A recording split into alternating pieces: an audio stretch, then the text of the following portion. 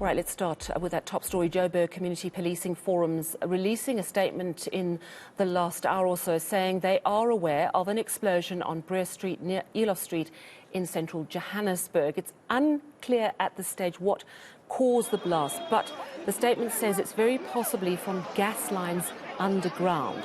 Public being asked to stay away from the area. Emergency teams are making their way. So this is the video that we received a little earlier. You can see the damage to the road.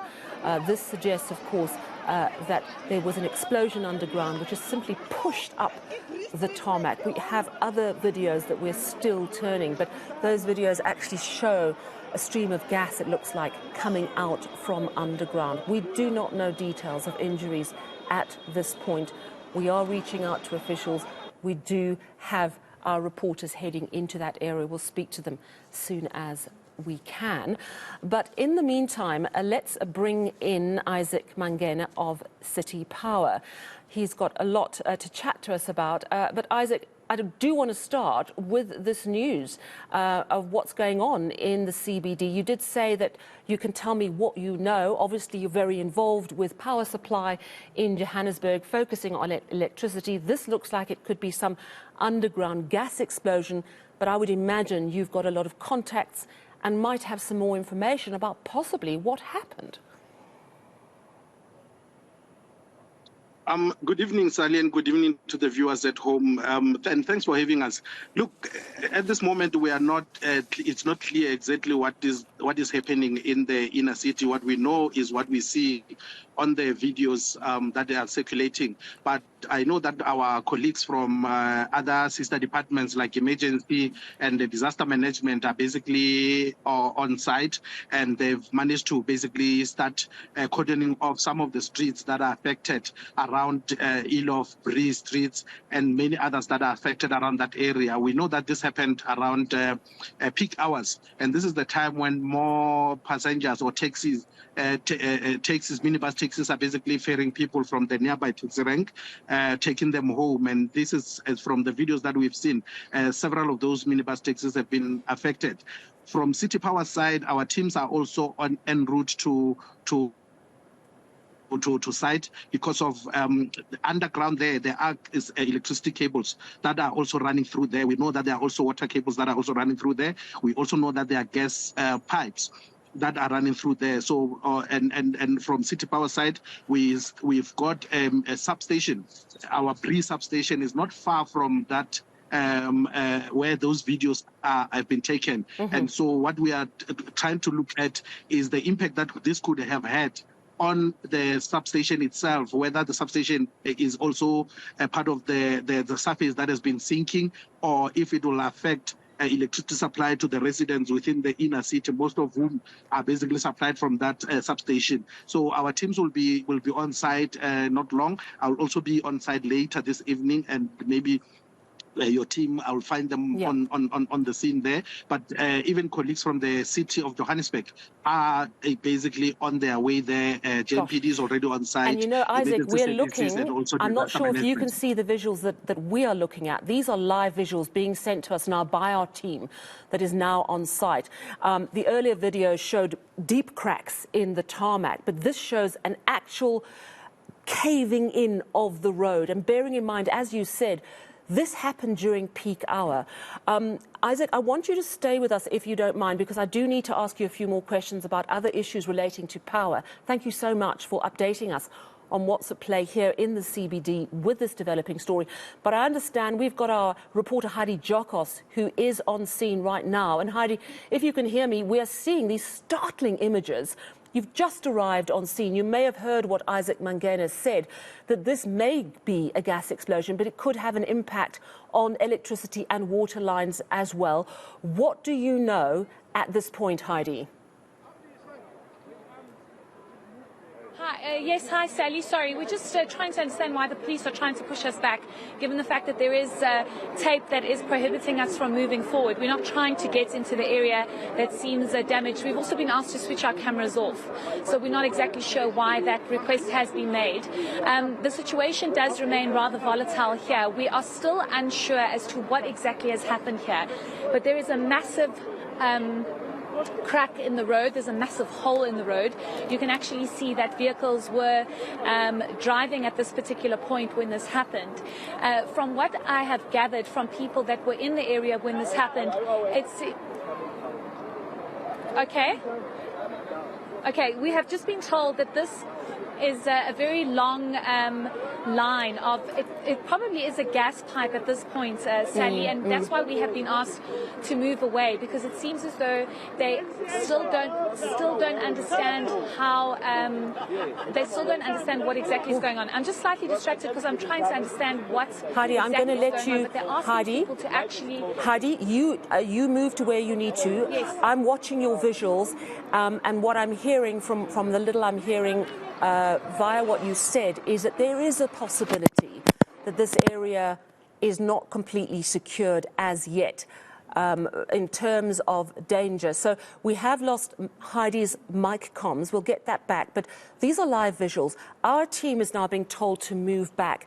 And what I'm guessing is that perhaps the police are concerned that this is potentially still a dangerous area. It looks like it may be a gas explosion that occurred. As Isaac, you're still on the line with us. From what Heidi's saying, does it suggest to you that possibly this danger is still very much present in this area?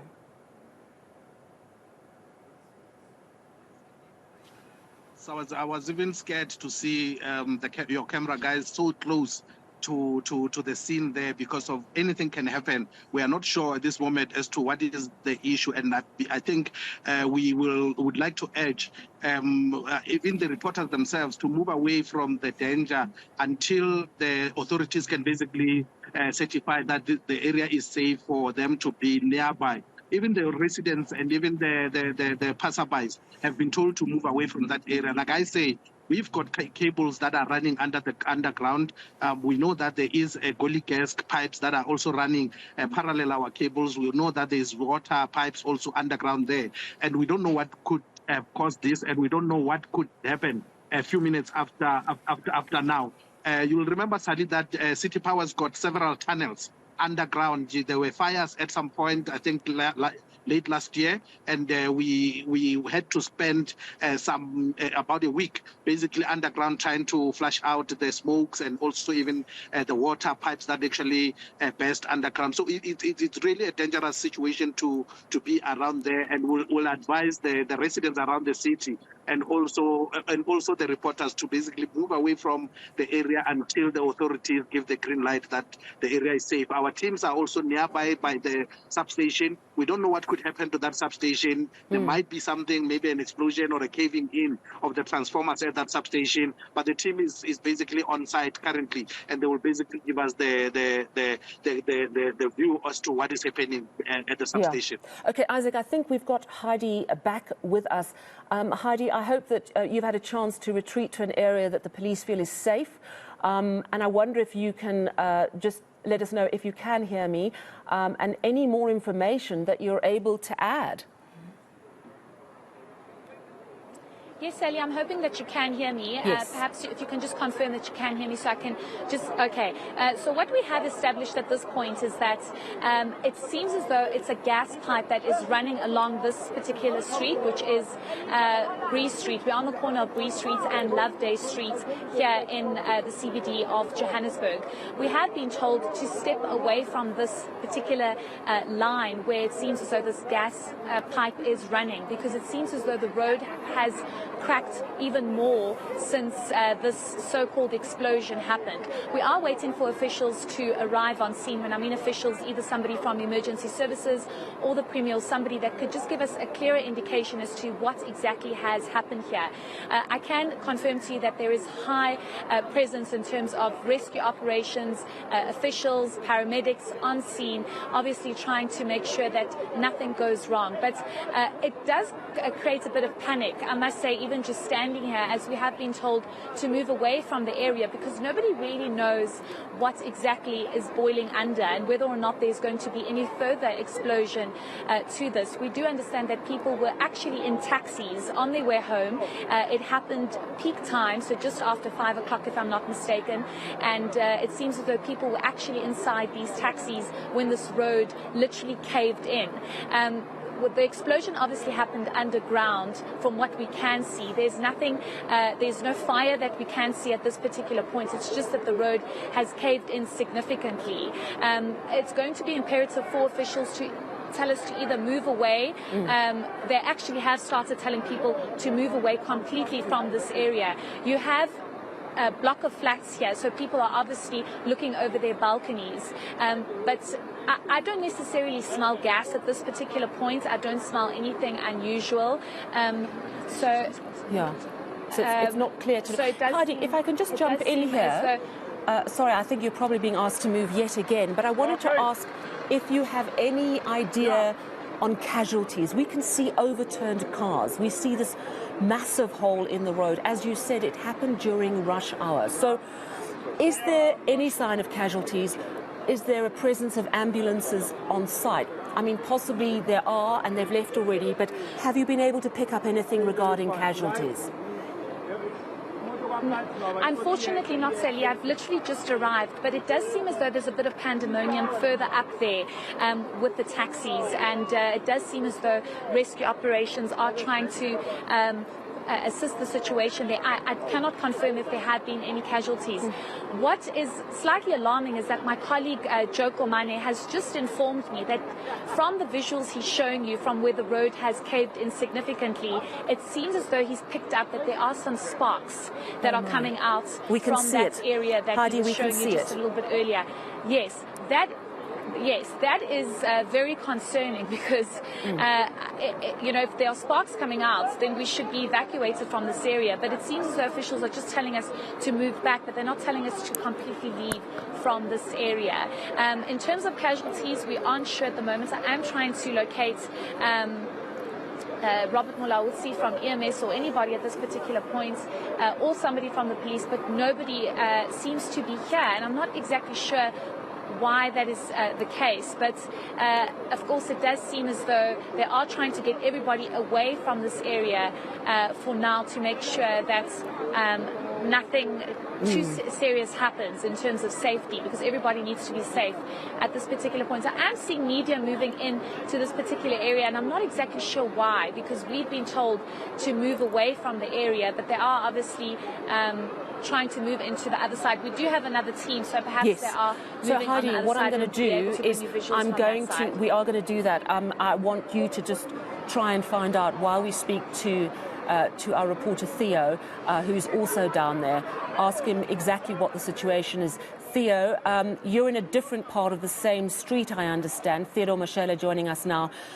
You're on Bree Street. Heidi says that this explosion happened corner Bree and Loveday. What can you see? Where are you exactly? Quite a devastating sight here, Sally. Right now, someone is just chasing us away. The emergency guys are just chasing us away because they're saying it's actually not safe, because there's actually some gas cables that are underneath here where we are. But what we can see at the moment is that there's a whole lot of ambulances, if you can look in that side, just emergency vehicles. And from what I hear from the cops that are around here, the police, they're saying that there's been a lot of casualties actually, and there's already been a couple of emergency vehicles that collected people, because this happened during the rush hour. If we go closer that side, if you can see that car that is overturned on the other side. I'm going to try and get a clear view of it. Yeah, we're also seeing, as you move, just to interrupt you, I'm going to let you move, and I will just say that we can see this overturned car. We also saw that ambulance. You say you've spoken to the police. They say there are lots of casualties. Did they give you a rough number? Are we talking 10 or less? Or are we talking more than 10? Any indication of casualties? And you know, hopefully no deaths, but did they give you any clarity? At the moment, Sally, they haven't told us exactly how many casualties there has been, but apparently there's been several ambulances that have been here already, just collecting people from all these vehicles that have overturned. And when we got here, actually, there was one ambulance that was opened, and they were actually treating a couple of people inside the ambulance, and we could see that. According to the emergency personnel that are here, there is still a risk of another explosion actually happening. Hence, they are trying to chase away people. But the people that you see over there with the police are people that are actually concerned about members of their families or people who could have been traveling on this road, and they refuse to move until they know if ever maybe their loved ones were also involved in this incident. I'm going to just try and speak to one of the people here. Someone Wanjani? I just want to find out, were there any casualties that happened here during the explosion? Good abantu abalimele? Yeah, bakhona chief, but only few of them. Abantu ilimele kakhulu imoto nje. Yeah. And then how far exactly did this explosion happen? Because I see even up there, up the road, there's still there's still a cracked road. How far exactly up the Bree Street did this happen? From Van Brandis up to Lovedale Street, man. So from Van Brandis up to Lovedale, that's like almost 5 blocks, right, of the street. All right, siyabonga baba. All right, yeah. So according to this according to this man here, who is part of the fire brigade, he is saying that there has actually been a couple of people that were injured, but apparently this is just one part, this is just one block that we are looking at. If we turn up to go that way, it's almost 5 blocks. There's been cracks even through to that side. Wow.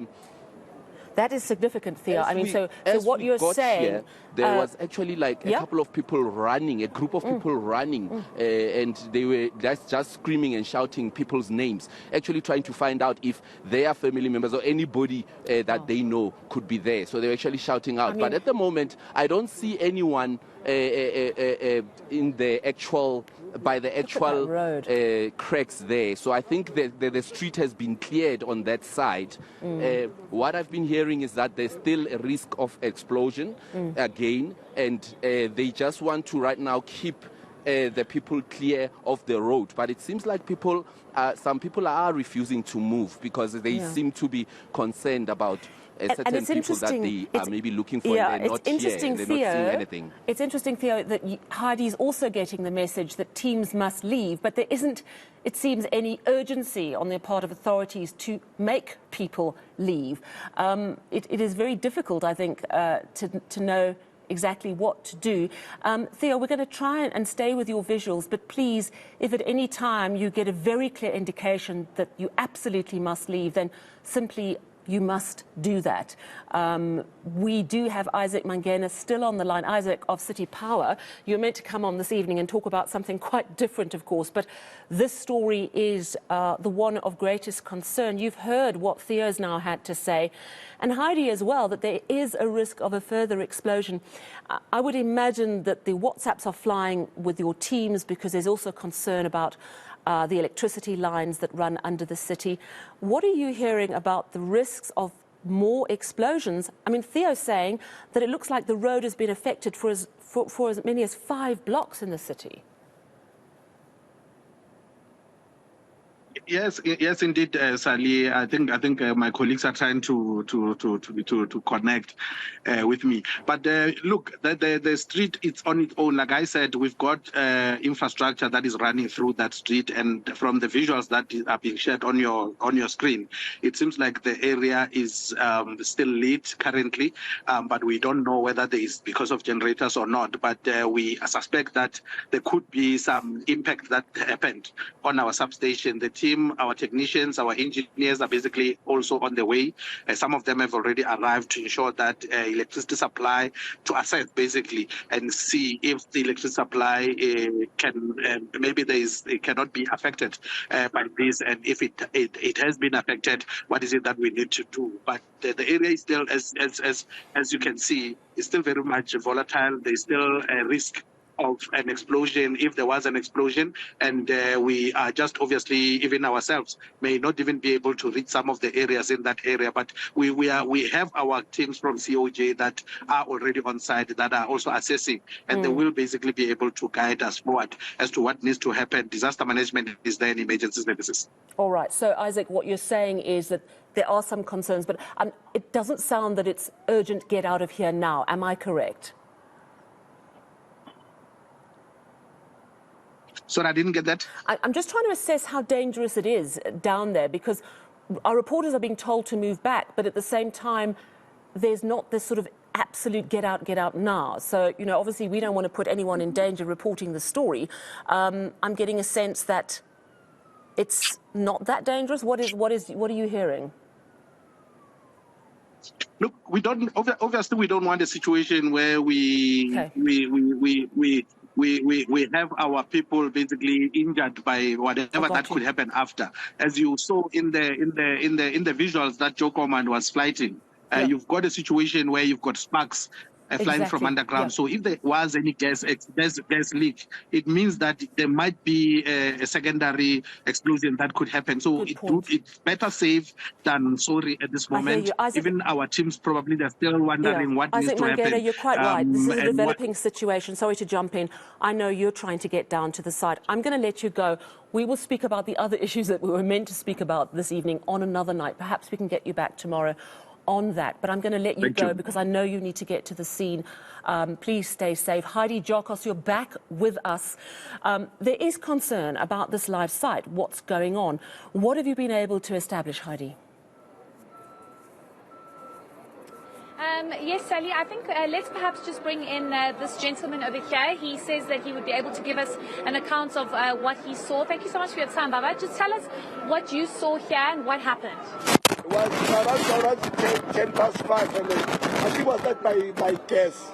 The gas was exploded from there, Sakona, Lovedale, and Bree. So the time was exploded, I see where I ran away as a community, and then we come back when you see that all the taxis was moving around. Some people are injured, but there's no one who passed away for the now. When I see the event started by around to 10 past 5. When the event started. Were the people stuck inside the taxis? Did they manage to come out? Do you know? They managed to come out. Most of them, they come out.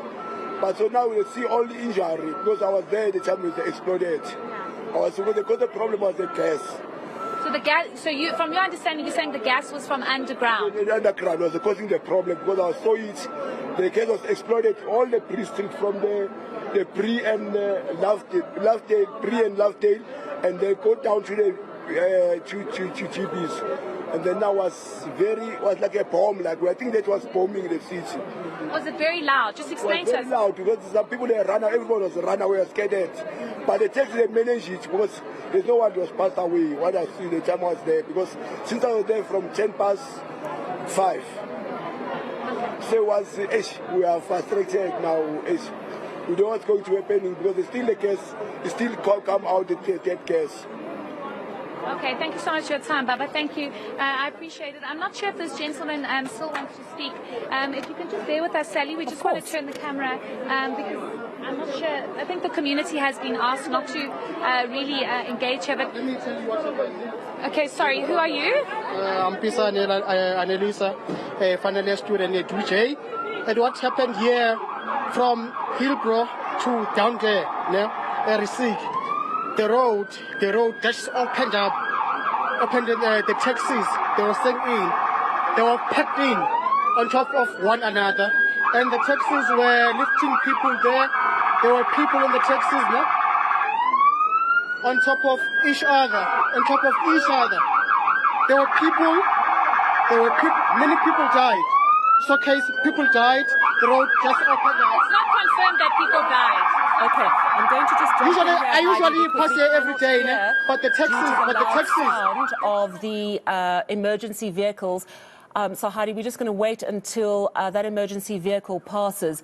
So what your guest, just to recap what I could hear, is that your guest, who is of course an eyewitness, sort of saying something quite different to what we're hearing from two other sources. One, a fire emergency person, and the other, your other guest, saying that remarkably few casualties, it seems. This guest suggesting there may be more. Of course, these are all unverified. We have yet to hear from the police at all on this particular story. But what we are seeing is a lot of, it looks like, fire and emergency personnel. Also, a lot of community members out now on the streets wanting to see what's going on. And I would imagine, Heidi, if there was a very real danger, that this action would have been taken. You know, the visuals from Joe showing those sparks looking very worrying indeed. Heidi, I'm going to see if I can cross back to you now that that loud emergency vehicle has passed. Perhaps you can get some more information for us. Yes, Sally, I'm not exactly sure what is going on here, and I think it's so imperative for the police to be here on scene, or any emergency officials to really explain to us what is going on, because you're getting conflicting messages from community members. Obviously, they're all of them giving an account of what they saw and witnessed, but again, we have no confirmation as to whether or not there have been any fatalities at this particular point. All we know is that there's a gas line that seems to have exploded underground that caused the road to open up. We do see a number of vehicles that have been damaged in the process. If I'm not mistaken, that does look, it is not. I thought that was the spokesperson for Gauteng Police, but it doesn't seem as though that is him at the moment. But it just seems as though there's a lot of panic and pandemonium, and I think they're trying to get people back into their apartments and back into their houses at this point to try and avoid, should there be any issue that does happen, that you don't have so many people looking on. You, of course, don't want any explosion happening, or, you know, God forbid any of that happening at this point, and there's so many people looking and trying to figure out what's going on. So we are just still trying to wait for officials to give us a full account of what exactly is going on. But it seems as though a lot of people are being pushed back. Perhaps I can ask my colleague JK, maybe if we could just head back to that particular area, just mind our shaky visuals at this point. Sure, no, of course. Sally, so we can just try and get to the area here where I'm just trying to see if I can spot anyone or see anyone, because you know what, Heidi? Community members are obviously giving their I'm going accounts to of what happened. I'm going to let you do that. Yes. I'm actually going to bring in Theo, because he, of course, is on a different section from where this gas explosion, we presume, occurred at about 5 o'clock this afternoon. If you're just joining us, these are live visuals from the Johannesburg CBD. And what happened, we understand, and information has not been verified by anyone really at this stage, but it seems there may have been an underground gas explosion. We have actually the first video footage that came through, that was sent through on social media. We're going to play that for you in just a moment. These are live visuals at the moment, though. Sections of the road, and from what Theo was telling us, Theodore Mashele, who's also on site, it seems that at least 5 blocks of the CBD have been affected. Massive cracks in the road, actual implosions in parts of the road. You can see an overturned taxi. There are ambulances on site. There are concerns that this danger is not over, and yet, bear in mind, this happened over 2 hours ago. And while people are being pushed further away from the scene of this supposed gas explosion, there isn't an immediate order to completely evacuate the area. A lot of residents on site as well. Theodore Mashele, you're in a different part of the CBD to Heidi, further along the road, I think. Have you got any update, any official word on what happened and what's going to be happening for the rest of this evening? Well, the reports that we are getting, Sally, are quite conflicting, because some people are saying that what actually happened was a gas explosion, and there is still actually some radiation that is happening up the road from the visuals that you are seeing over there. I just got one of the fire brigade guys here, excuse me, sir, who was telling me that there was actually a risk of these buildings exploding up there. Sir? Sir, so we're just busy at the moment. Okay. I will be with you shortly. All right. Yes. All right. So this man right here that I just spoke to right now had just told me that there was actually a risk of these buildings that are around this area, because this is actually a residential area for some people. And one of the things that are concerning that I'm looking at is the fact that there are still people over there. If you can look, I'm just going to ask my colleague to just maybe zoom in that building Yes, over we there. see them. Those are residents that are actually standing. Yes, they're actually standing by the doors, and they live here. And for them, it's actually a risk, because this guy that I just spoke to had just told me earlier on that there is a risk of these buildings actually catching on fire from this explosion.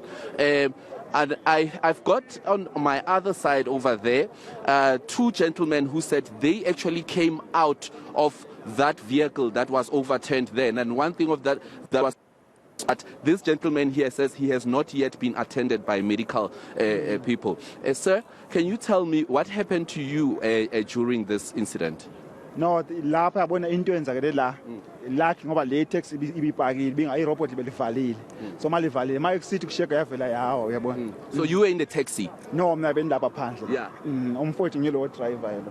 Yeah. So sir, you were the driver to that vehicle? Yeah, I may drive. Yeah. Did you try and get some medical assistance after you overturned in that car? Lana aniyo because kudubuke something la. Anibona kahle kungaba kwenhlekelini mina nihleketa kungaba kuba accident raka ingaba yochayisa ingwa itachayisa mina So mina mbona kahle kodlekaleni? No bona semova yiwini So all right. manje mina ngifuna ukuthi ngabe ngamcheck before ngoba uthi right but angikho sure uthi right yabo bona lapho phume khona imoto le. Yeah. All right. So what these gentlemen are saying, Sally, is that they were in that car that we are seeing that is overturned right now in there. And this man was a driver right here, but he has not yet been checked by medical personnel. We need to just find out why that is. Absolutely. But so can I just ask you, what have they told you about, I mean, that moment of impact?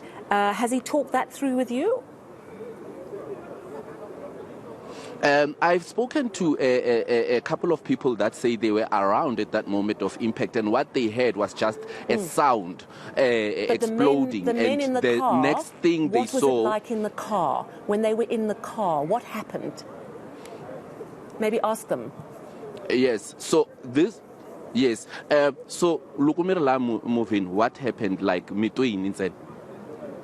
Nito sawo ukugu no mova ebiwa Mara ambona ngichuma ambona ngmusi ambona hayi anibona ngichuma anibona ngmusi. All right.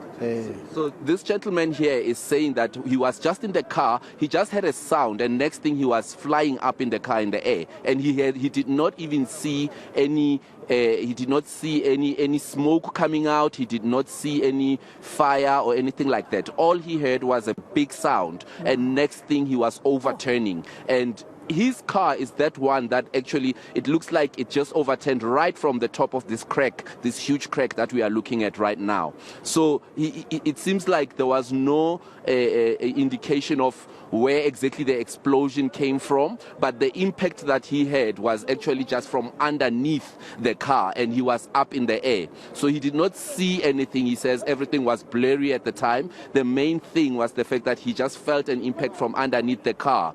But the other thing, interesting fact that I heard, we were trying to move further up in the block, and we were chased back, and they were telling us it's because there could be radiation from the microphone. And the other guy was telling us the fact that if we are worried about radiation from the microphone, what about all these residential areas in here that are right next to that spot that will have other appliances that are in the buildings? These guys are saying they're still assessing if they need to maybe evacuate these buildings, or if there's a need for something like that, and to what extent are the people who are residents around this area at risk.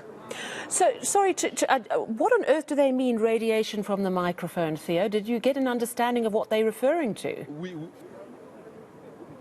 So we were chased away by some policemen as we were trying to approach that area. Apparently, there is actually some smoke that is still coming out there. They said the microphone could react to the radiation that is headed that way, and that is the reason why they were chasing us back.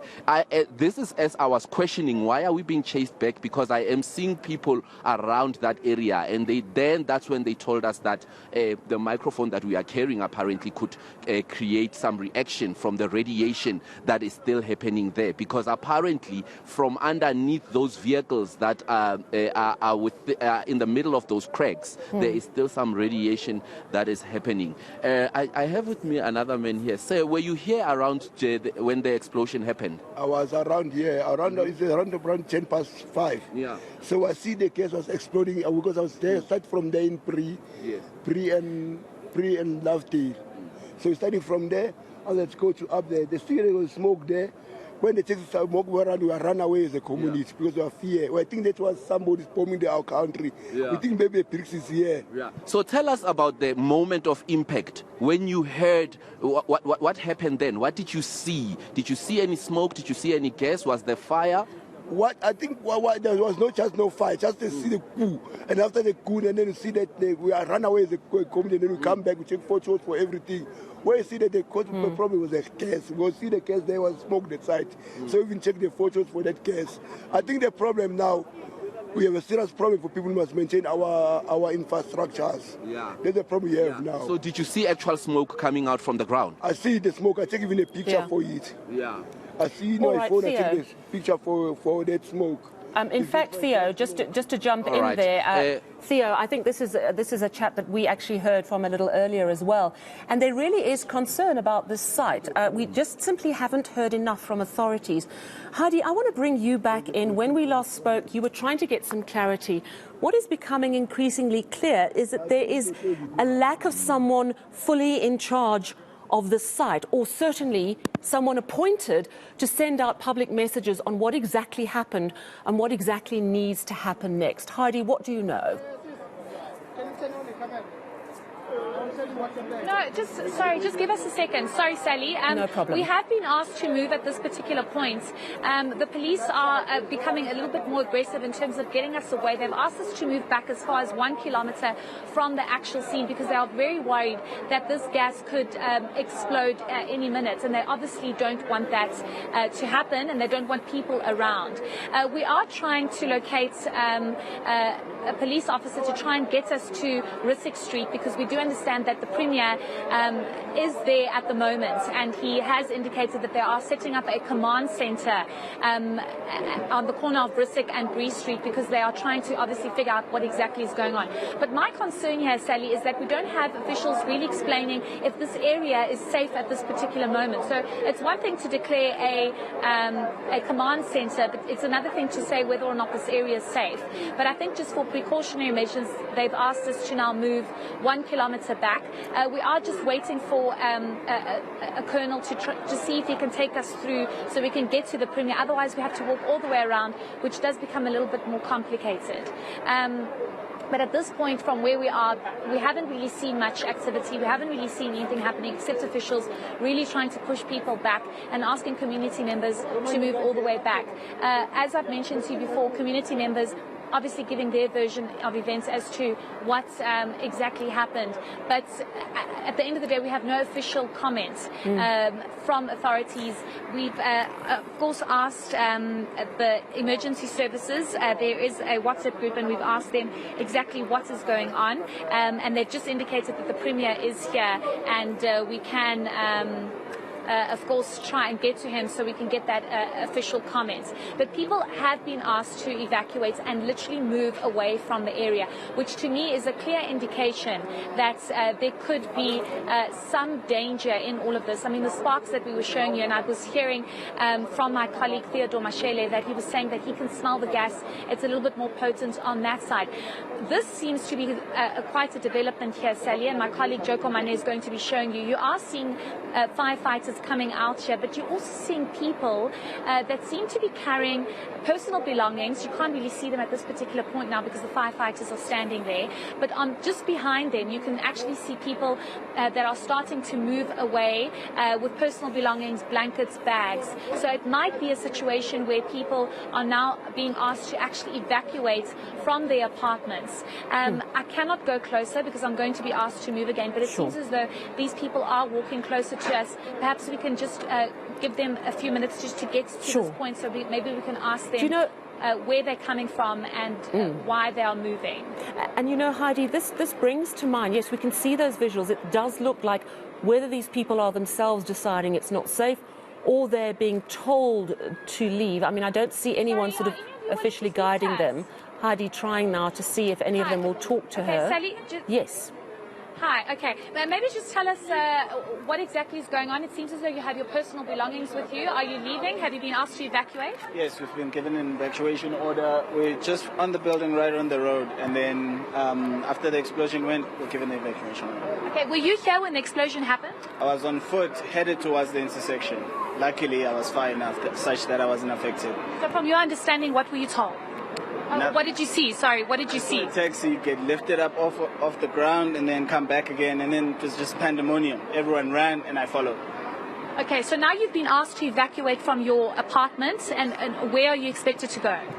We're not told where to go, so we've booked an Airbnb, and then, yeah, that's the plan. Are you worried that there could be an explosion here?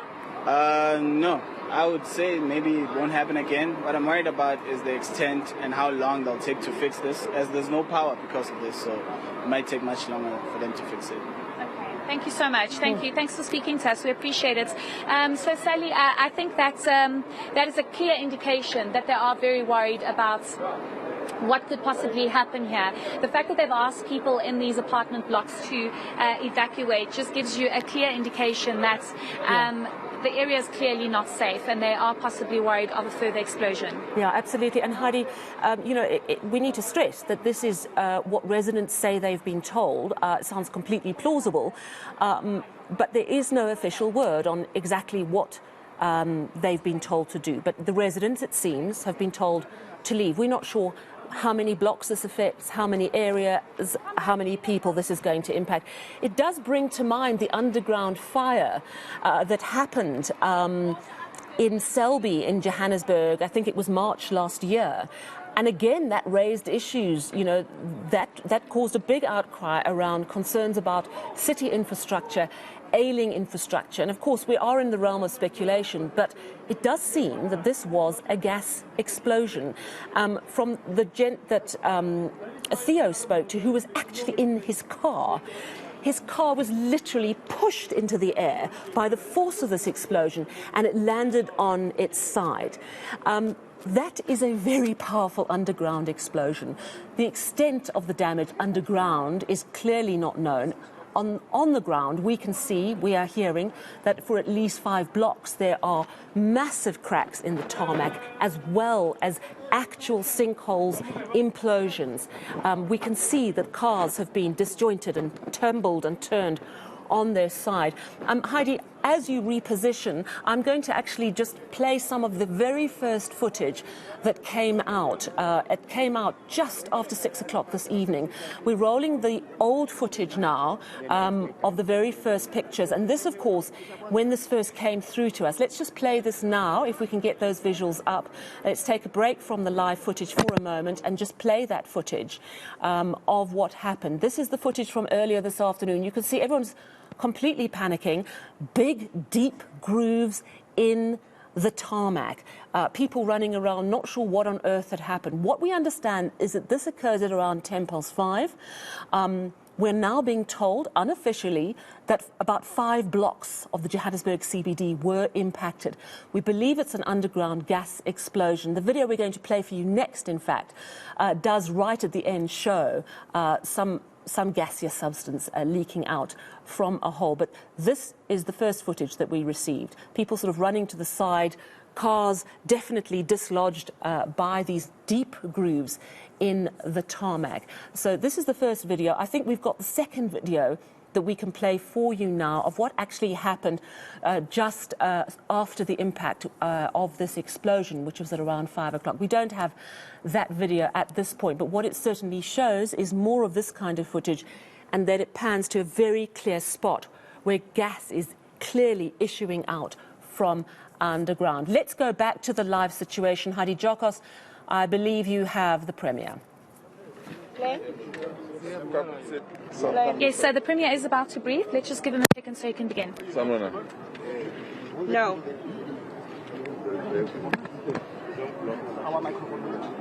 Why? Yeah, like that. Okay, I'm here. Okay. No, you must move. Yeah, we're here. No, man. Okay. So, Just hold up, yes?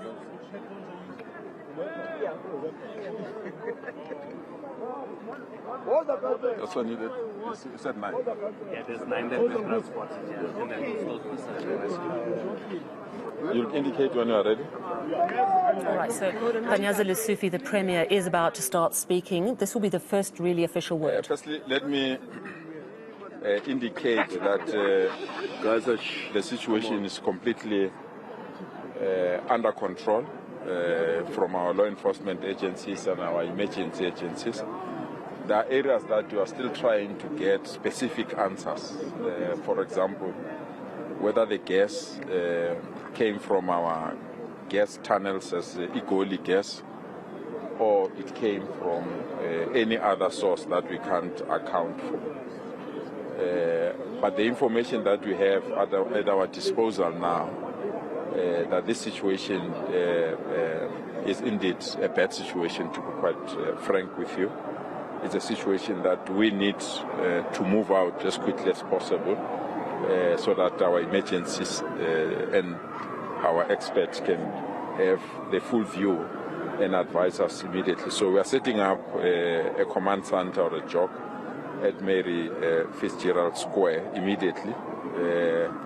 The Provincial Commissioner of Police is there, joined by the Acting Minister of Police and the Deputy Minister of Police.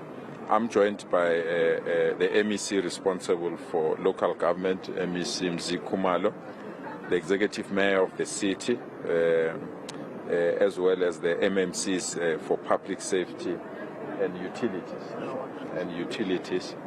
We are also joined by the city manager and officials of council. What we have by now, which still need to be verified, we can confirm that 9 people were rescued from here with injuries, and the 9 have been dispatched to various hospitals around the area. Our teams are searching strategic areas, especially going up there. They are of the view that there's something that needs to be confirmed before they can release additional information. But they are also trying very hard to check the neighboring buildings, and that is why they are asking us to leave the area, because the impact at this present moment, it's not determined how far it has went and whether some of these buildings are either in danger of collapsing or not. And the safest route, it was to put the JHB outside, and it will be at the JHB where we'll give hourly updates so that we can update our citizens. But it's indeed a bad situation. The damage is extensive. I mean, if you check all the cars that are here and also check the properties that have been affected and our main road infrastructure, the damage is extensive, but it's very difficult to calculate now until our team has concluded the work that they're doing. Premier, have the residents, because this seems to be a mixed accommodation part of the Joburg CBD, have the residents been evacuated? Iman from the SABC, by the way. And the second thing is, I don't know if anyone else can taste and smell a residue in the air. We were told that they needed to create a 1 kilometer evacuation perimeter. Please talk to us about that. Well, that's why we are confirming that our emergency teams feel that there are other areas where they need to do some form of searching to be sure that everyone has been evacuated. But there are people, obviously, because this is their residential area, if you evacuate them, they're asking where to be taken. And that is why we've got the leadership of the municipality and the province so that we can attend to that issue. Until we get that information from the team that has went in there to do further searches, it will be extremely difficult for us to confirm whether everyone has been evacuated. Premier, it's Heidi Giokos from eNCA. So at this point, no fatalities. And do you have any indication what could have caused this? It's still a miracle that there are no fatalities. I mean, I got eyewitnesses account that literally the entire area was shaking. And the number of car accidents, you can see, I mean, the last time I counted these cars were almost 23 cars that are on top of each other. And that was during peak hour. And all these taxis that are here, it means there were human beings inside. So it's just a miracle that we don't have fatalities. And we have to thank our Creator for that. But my fear, it's the management of disasters. The MEC can tell you. I raised this in cabinet this morning before this thing happened, because the disaster hit, but people are still walking around here. So if we had a second shock that absorbed people, we'll be talking a different language now. So we need to properly manage disasters when they occur and ensure that we manage this particular issue. So we are calculating everything. As I said, the provincial commissioner, because now it's going to be the op center, will give us the information and will share with you, hopefully, at an hourly basis. Well, let's turn it to MEC. Sorry, go ahead. Mr. Premier, if there is, they do have to evacuate people, mass evacuations, is there accommodation available? Is there a place where you can move them on an emergency basis? We are working on that. That is why we've got the city manager here, and we also have officials from department. So we need to have the numbers first. So let's allow the team that went to search to tell us how many people are there. You can see the smell of gas. It emanates from that direction. So that's where we need to get immediate assistance. And people have indicated from that side that they're starting to have headaches and chest pains. So they're requesting us that we assist them as quickly as possible. So when the search team, which consists of experts, come and brief us, then we'll be in a position to say what kind of additional support we can provide immediately. So, Premier, the situation is obviously not under control. What is the plan tonight? So the situation is clearly not under control. There's gas, if you can smell gas, and we also saw sparks there. So yes, what's the time frame? Under control because we brought Egoli gas officials. These are the people that specializes in gas. They are here. And they're doing everything to advise us. Also, not only on evacuation, the nature of the gas and its effect and what needs to happen when this kind of a gas is inhalated. So we are working on those things. They will advise us and we'll be in a position to advise what to do. But a Egoli team, the experts that are specialized in gas, are here to assist us. Right, well, can we talk to who are they? We just identify them really quickly. No, the city manager is there. But okay. All right, let's hear from you about the extent of the danger. As we say, you asked me to step in, sir, just so that you can be shot. As you do your preliminary assessment, what are you thinking and what is the level of danger as we stand here now? Yeah, so what we do have is our emergency management teams are here. We already transported about 9 patients or so. It's quite difficult to say because we still need to do some search and rescue. We will have to also check the structural integrity of the buildings surrounding this area and work with our teams in human settlements to see what it is that we need to do to evacuate the people here. So we have disaster management teams here, emergency management services are here. So it's really just up to that so that we ensure that when we look at the gas line, to ensure that we get that indication and confirmation that the line basically is closed. And then that is the time that we can really be able to do a proper assessment and provide proper feedback to you. Can you get your name and your designation? Floyd Brink, city manager. Sorry, Floyd, you're saying that a proper assessment needs to be done, but from now, because, I don't want to speak about what happened in Boksburg with that gas explosion, but is it a ticking time bomb at this point, or is it under control? It's definitely under control. It's not a ticking time bomb. Look, a risk remains a risk, and a disaster is a disaster. But what we now need to do is really to do a proper assessment in terms of disaster management and disaster recovery at this particular point. It's not 100% clear exactly where it is from, so we wouldn't want to mislead you at this stage and create any confusion at this point. So we will be setting up a joint operations committee now with SAPS and all the relevant stakeholders in order for us to be able to provide you with that feedback. But at this particular point, it's under control, but although we would need to do that relevant assessment to provide the feedback. Can we move back a little bit? I think we're a little bit squashed. Go ahead and just tell us your name and my name is Annelies Ampisa, and I'm a final year at University of Johannesburg. What's happened here earlier, it's not even earlier, maybe it's not even a full hour, just happened now. What happened here, there was activity taking place just as usual. People were walking, the taxis were picking up people, sending them back to home. But what happened here, while people were busy like that, like a huge shake, just road just opened up. That's when the taxis now, they started packing on top of each other. And so there were some people inside, because the road was so busy as usual. People had no idea what's going to happen. So the taxis, they packed on top of each other. There were people inside those taxis, because they were not aware that something like this is going to happen, but it happened. So the taxis packed on top of each other, the road started opening up. When you go up straight there, even now, right now, there's a smoke coming out under the ground, you see. You can see that, I don't know, maybe there's a big pipe under the ground, just exploded up, or you see the power, the pressure just busted out, you see. When you go up there, you will see the smoke and you will smell the smell. It's very strong. Even when you go there, you will become so dizzy at the same time. And these are some of the sensations that we're feeling, hence, the question around how vulnerable are we standing in the spot right now?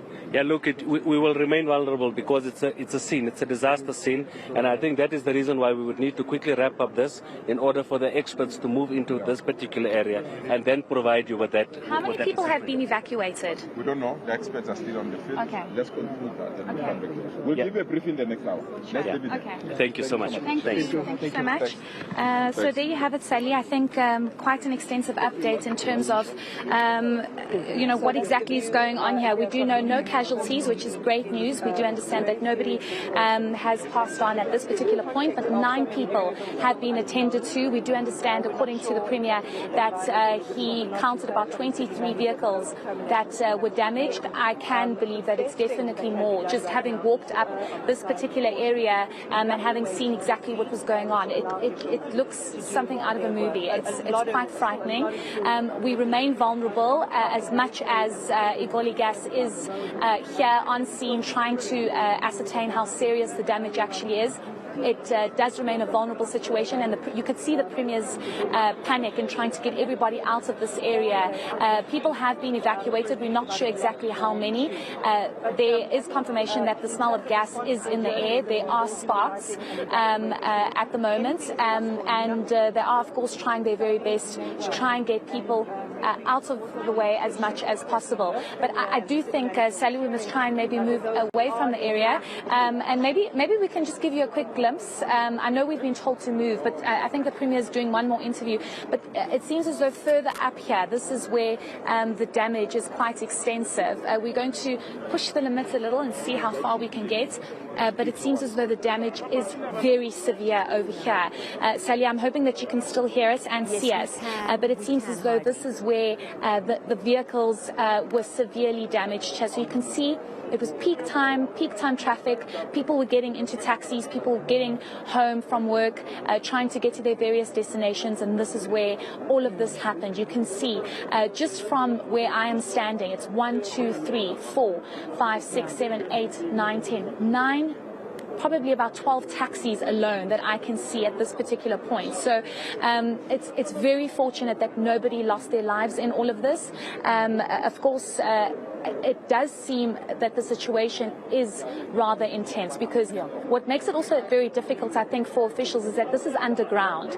This area is also, part of it is being load shed, if I'm not mistaken. It is nighttime, so it makes it a lot more difficult for people to actually figure out what is going on. I'm not sure what happened here. I don't know if this official was injured in the process of trying to help people or in the process of this gas underground explosion. But the situation does remain tense and it does remain volatile, and we have been told by the Premier that we actually need to evacuate and leave. No numbers confirmation in terms of how many people need to be evacuated, but we did speak to that one gentleman, Sally, that did say they've been asked to evacuate because the structure and the stability of the structure of the buildings, we're not sure how stable they actually are because of this underground explosion that's happened. If you just look at the road, Sally, I want to ask my colleague Joko Mane to just show you. I mean, this looks unbelievable, actually. It's quite frightening to be standing here to actually think that something could be happening underneath all of this. Looking at and these that's what the visuals, Premier is saying. A command center is going to be set up. So Heidi, I just want to bring in my colleague, Prof. JJ Tabane. He's joining us now as well as we continue our rolling coverage of this gas explosion, confirmed now by the Premier, that occurred after 5 o'clock this afternoon. But Heidi, you were trying to press the Premier because the first thing he said was, this situation is under control, then goes on to say, well, we've got a team assessing, we might have to bring you more information, there's a smell of gas in the air, and yes, there have been sparks seen in various areas. Heidi, from your point of view, does the situation feel under control? No, the situation does not look under control to me, Sally. It looks under control in terms of there are a number of officials. Definitely, officials have come out in their numbers, firefighters, rescue operations. We are seeing JMPD here as well. We are seeing a number of officials coming through, really trying to bring the situation under control as much as possible. But in terms of evacuating people, as much as they are trying to evacuate people, there's just so many people all around. And I think what's a little bit more frightening is the fact, Sally, that we are smelling gas. We did see those sparks. You can actually see more people evacuating at this particular point. So as much as they are telling people to evacuate, that might be an element of they have the situation under control. Yes, they might have Igoli gas here to try and ascertain how serious the damage actually is and how far and wide the damage is. But it seems as though this line is running into the kilometers of the extent of damage that we are seeing at the moment. But if you are the Premier and you are saying, no, the situation's under control, and soon after that you say, in actual fact, the situation isn't under control and we need to evacuate, that is a major alarm bell for me to say we need to get out of here. Because, Sally, if you think about what happened, I know it's a very different situation in what happened in December with the tanker explosion. That was, gas in a tanker, and it exploded minutes after it got stuck. We don't know what we're dealing with at this particular point because this is underground. And if you look at what my colleague JK is showing you at the moment, I cannot even imagine. I mean, one of the eyewitnesses we spoke to said to us that the cars were literally flung in the air. They were like up in the air and then they hit the ground because of how big and loud that explosion was from underneath.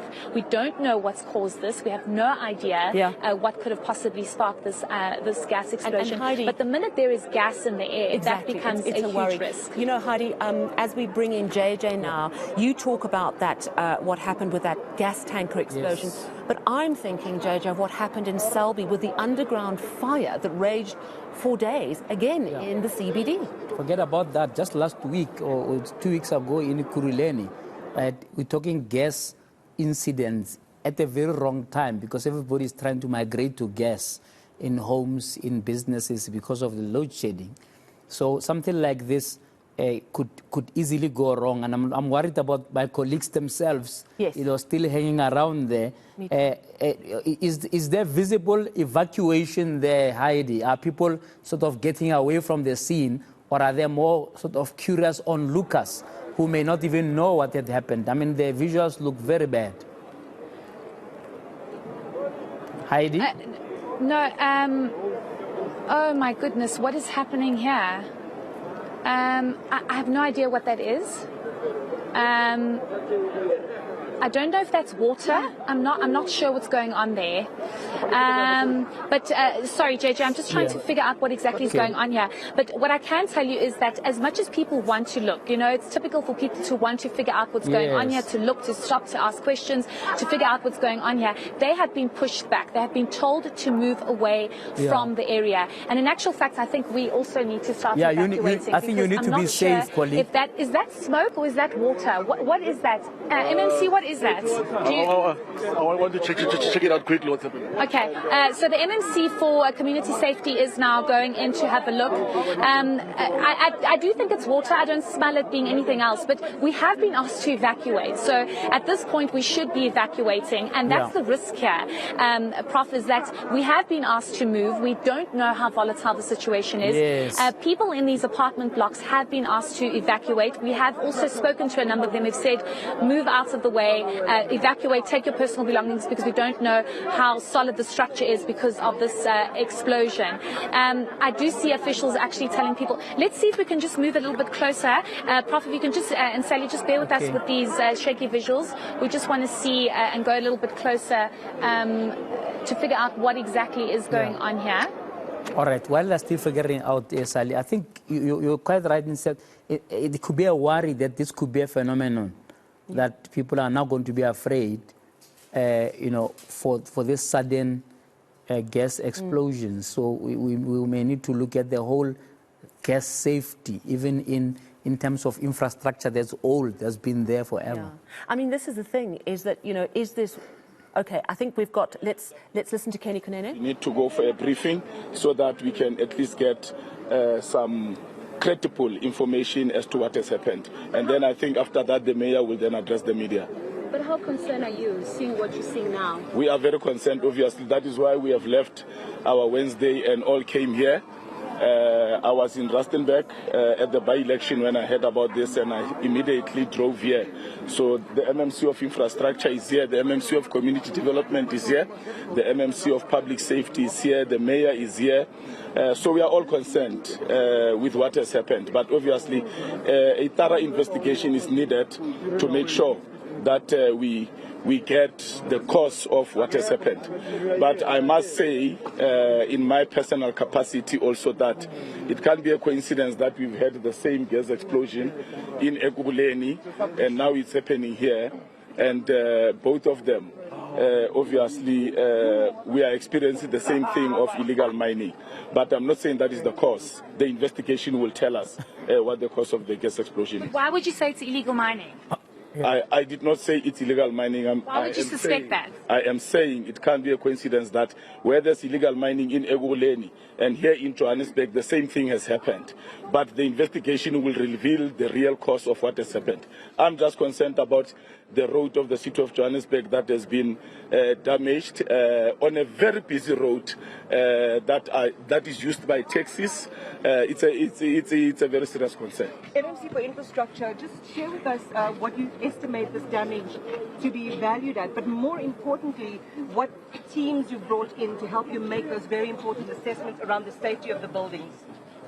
No, currently it's not easy to estimate the damage cost. We are still relying on the rescuers. We are still busy down there trying to rescue other people from, make those assessments. But I think hence we are... Are people trapped? You're rescuing people? They've been rescued. None of them already been rescued. But the search is still on to try and check if there's no one under those taxis. But hence we have been advised by technicians that we must leave this area to Merifis Gerald, where we are going to be briefing media on hourly basis. Yeah, they need to evacuate. Have been done currently in terms of the damage. Hence everybody, we have called him here, the city manager, the mayors, will try to check what that need to be done. If the buildings, as you can see behind us, there's water leaking, might be as a result of the vibration that would have, as a result of the explosion itself, then we have this vibration that created this particular leaks. But indeed, then we must make an assessment of the stability of the ground and the buildings around here. if we need to evacuate people, the housing obviously is here, the mayor's here, city manager's here, so that from our side... Too calm. I mean, it just feels like it's too calm. And have we not been told to evacuate? Should we not be leaving the area? We are evacuating. We're in the process. The premier's already left to Mary Fitzgerald. We are here just to see what is happening with water. And here, in fact, we are just here to respond to it. But we were leaving, all of us, to Mary Fitzgerald. But we are concerned. Look, we're all of us in the process of getting to our own homes as MMCs, getting involved in our own maybe family issues. But later, it took us 20 minutes for us to be in response. The Premier was already here. In fact, he arrived here even before me. We are very appreciative of that. Please give us an opportunity to go to the Miss Mary Fitzgerald to have a briefing, and then once we've had that briefing, then the Premier or the Mayor will be able to address you or some of us. Thank you very much. Thanks so much. That's the MMC for Roads and Transport here in the city of Johannesburg, Kenny Kunene, and I do believe the MMC for Infrastructure. But just have a look at this, Prof and Sally. I hope that you can still see us and you are still with us. Look at these visuals.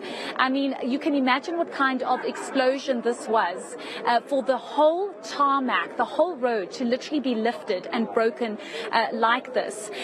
We have no idea what's happening underneath here, but we have been told that as much as the situation is slightly under control, it's not necessarily, because they have no idea what they are dealing with underneath here. I also find it interesting, though, that the NMC, as much as he's saying he didn't say it was illegal mining, the fact that he alluded to it, and that's what I was trying to get from him, is why would you allude to illegal mining if you are not ruling it out? But we'll obviously have to try and get to the bottom of what really happened here, and if we will actually get to the bottom of it. I mean, we were fortunate enough to really figure out what happened in Ekurhuleni when it came to, that gas leak. We were initially told it's a gas explosion, then we were told, oh no, in fact, it was a gas leak. But to figure out what's really happened here, it's probably going to take a thorough investigation, and we do hope that it is a thorough investigation to figure out what's really going on here. I think there's also panic with residents here. There's lots of apartment blocks here. Lots of people live in the CBD. They've been asked to evacuate. Where do they go? What has been made? What provisions have been made for these people staying here? I mean, some people are still living up here. You can see a number of people still inside there. Yes, we can see that. You know, Heidi, going to have when to we look at your visuals, I do think at this point we must move. I know you need to move. So we're going to allow you to do that, I think, yes. JJ. And we talk to her when she gets to Fitzgerald. And JK to get out of the area. Keep your visuals as long as you can, even if you're walking backwards. But, I think that this is the sensible thing to do at this point. Yeah. There is still the smell of gas in the air. But as we look at these visuals, Heidi and JK, it looks like something out of an action movie or a King Kong movie where this massive creature moves through a city and tears up the streets. Cars lying on their sides, tossed like toy cars. People telling us that the explosion, the force of the explosion pushed through the tarmac so violently that it literally lifted the car and threw it on its side. We've got Theo Mashela, I understand, who is coming in to us now. Theo, where are you? What are you seeing? Well, Sally, right now what I'm seeing looks really devastating. Me and my colleague went into one of the buildings around here just to get a bit of a bird's eye view on what is happening. And if you look down there right now, I'm hearing talks of evacuation. But if I look around here, I can still see kids and children walking in the streets there right next to the cracks. And it just doesn't look like people are really being evacuated right now. It seems like even more people are coming out from their residential areas and coming to see what is happening. I also had a chat with one of the people who were actually in the building when this happened, and they're saying that just minutes before this the actual explosion or the actual impact happened, the building started shaking. And they could feel the building shaking, and the kids were screaming inside the building. And then there was an explosion. They just had this big explosion, and then the building was shaking even more. This man here, it was in his store when the explosion happened. Can you tell us what you experienced, sir? I'm just see when my shop coming is coming big sound, you know. When it's coming big sound, I'm just come outside, I see everyone is run away. So MC is inside car is maybe 20 square feet is stop going car. Next me also run away. Yeah. Everyone run away. Next see what happening. Next 20 minutes later as I'm come back, see is like that. Yeah. Yeah, it's just. So did you see any explosion, the actual fire or smoke coming out? No, smoke, fire not coming out. Just coming out sound. Yeah. Just I know sound. Others I don't know what happening inside. All right. Just getting a bit of a different perspective from someone who was actually indoors there when this explosion happened. And they just saying they had an explosion and they just ran away without even looking what was happening, which would be a sensible thing to do, I could imagine, if you don't know what's happening. But if you look at those visuals from up here, Sally, you can actually see that this road is actually cracked deep inside underground. At the moment, if you look over there, I can actually see kids going and taking, looking into that hole at the moment, and I can smell the gas in the air. So I am not really sure if it's actually safe for anybody to be around this area at the moment. But doesn't seem like people are being effectively evacuated from this area. In fact, it looks like the people are just packing up even more around this area, coming out of their residential areas. Person zoomed into that astonishing hole. We saw sparks, and I'm wondering if it's the same hole that JK, our other cameraman, was focusing on earlier. But if that's the case, JJ, that means that there is sparks coming from that area. Theo. It is sparks, am I right? Yes, exactly. There has been sparks coming out of there. It is the same hole that JK was focusing on. I can actually see JK right there around there. There's been sparks coming out of that hole earlier on, which is why which is one of the reasons that poses more concern about the people that you are actually seeing who are around that hole at this moment. With sparks coming out and the smell of gas in the air, it really does pose a lot of concern, having a whole lot of the community members around this area, or rather residents around this area, just looking around and lurking around. And what concerns me the most is that there are children who are outside here in their pajamas. And this really, I heard you earlier saying, looks like a movie scene out of King Kong. Yeah. I've only seen this in the movie, Sally, I can tell you now. And looking at this now, it's really unbelievable. But talking to one of the residents from the building who allowed us to enter onto his balcony, he was saying that his kids were actually screaming and running towards him as this happened. I mean, what you are describing, Theo, and I'm so sorry it's astonishing what's going on. And terrifying that there are children around. And nobody's actively evacuating. I don't see that there are children around. There are no police. To bring in Heidi at this point. Sorry, Theo, but I think Heidi's got some developments for us. Heidi, I know you were trying to retreat from this area. Have you done that? What can you tell us? Yes. Okay. No. Yes. Yes, Sally. You know that specific hole that we were. Yes, we've been looking at it above with Theo, seeing sparks. You're on the ground and showing us sparks. This is the same actual hole. Yes. So.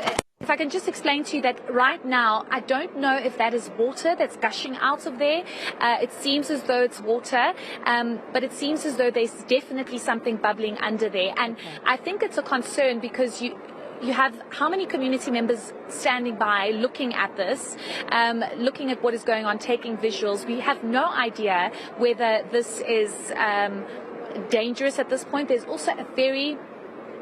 You know what's interesting, Sally, is that when we were in Ekurhuleni in Boksburg for that gas leak, when we had spoken to community members about what the smell was like, they had said to us it smelled like rotten eggs. And this is exactly what I'm starting to smell. Like it smells almost as though there's something rotten in the air, and it's exactly what it's starting to smell like in this particular area, and that is of concern for me. What's interesting is that the emergency services and firefighters aren't necessarily telling people to evacuate. I mean, people are starting to go closer and closer to this particular hole. JK is showing you those visuals of it's probably look like just a water pipe. We also saw the water pipe earlier on there, but it does seem as though something is happening underneath. Speak about the fact that this looks like a movie of a creature that's come and literally rip the road apart, and that's what it looks like. Even where I'm standing, I'm wondering if I'm even stable and secure at this particular point, because there is just no proper structure here. Everything is cracked, and in actual fact, Sally, I'm going to tell you that when we arrived here, the road was not this far cracked. It seems as though it's cracking even more, and I think obviously because of the extent of damage. I'm not an official. I don't know the severity of this attack. Oil and gas is saying that we're losing Heidi there. It's under control and it's not a time bomb. I would beg to differ. So Heidi, with that said, I think that it's best that you do pull as far back as possible from this site. We have seen these visuals. It does look like water. We don't know if the earlier things we saw were sparks or just water as well. But that does indicate, JJ, that there's serious damage to a number of infrastructure pipes under the city. Gas explosion, so clearly gas pipes, there's a problem. Water now coming out of that massive hole. And we know from chatting to City Power's Isaac Mangena that city power teams are very concerned about electricity. One thing I can say, they should be cutting off the tomorrow morning it's going to be impossible in the CBD. So I would urge anyone watching this evening who works perhaps in one of the major banks, there are some major banks, to absolutely make contact and find out if it's even safe to go near there. They should be cordoning off the whole street as we speak now, so that people don't walk so close to that hole. I agree. So those are visuals. We do think that our teams are pulling back now. But let's just give them a chance to do that. And JJ, I'm going to leave you. But let's just take a look at footage from earlier. I think our team just has to bring it in. This was the first footage that we saw. And when I first saw this footage, let's play that footage. I think the team has to drag it in. When I looked at that, I thought there's been an earthquake, because I saw that ridge and I thought that happens during an earthquake, doesn't it? When the road just crumples up. I couldn't believe that it was Joburg CBD, and I was saying to the team, please, guys, verify what is happening. And then our colleague, Rapiwa, was saying that her mother was getting calls from colleagues saying massive explosion, absolute chaos and panic, JJ. Sure. Like you said, it's something that you would only expect to see in a movie. I wouldn't take it so far back as King Kong, but I mean, I would maybe say science fiction now. Whether these robots, they just break down cities. Okay, modern version. But I think we should then reconnect with the team when they're at Fitzgerald, so that we could just get the update. Now Mary Fitzgerald Square, is that near the library in the CBD? Yes, that's where they're saying they're going to gather and get a briefing. A safer distance. Yes. And this is probably where this joint operations center is going to obviously have briefings. So we're going to take a break now, and then we'll pick up the story a little later when they are settled at Fitzgerald. Absolutely.